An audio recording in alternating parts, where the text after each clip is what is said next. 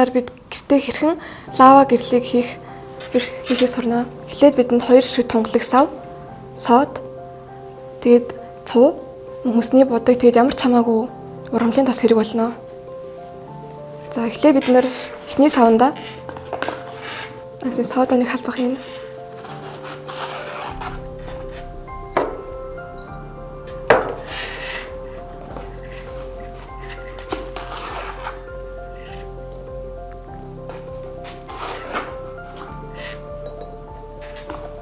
Дараа нь соодан дээрээ хүнсний тосоо хийж өгнө.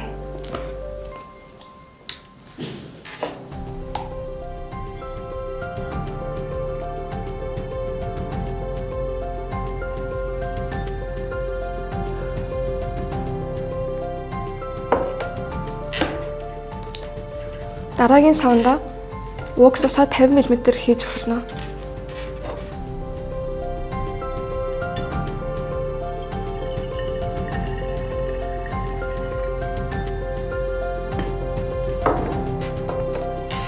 Дараа нь уксусаа будагтай хольж өгөөд өнгөт уксусыг гаргаж авна.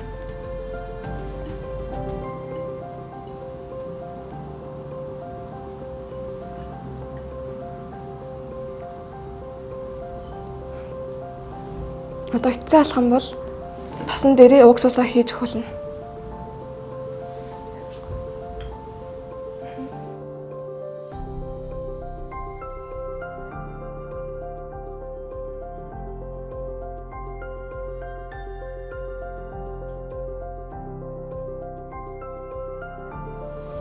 Ингэж байгаа шалтгаан нь болохоор натрийн бикарбонат хүчтэй ус уулд орж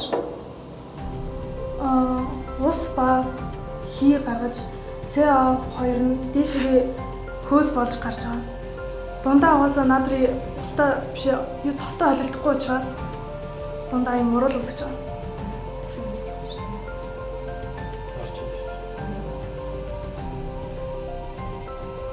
Манай хүчил тосыг нэвчин гарч дээшээ хий үүсгэнгээ дундаа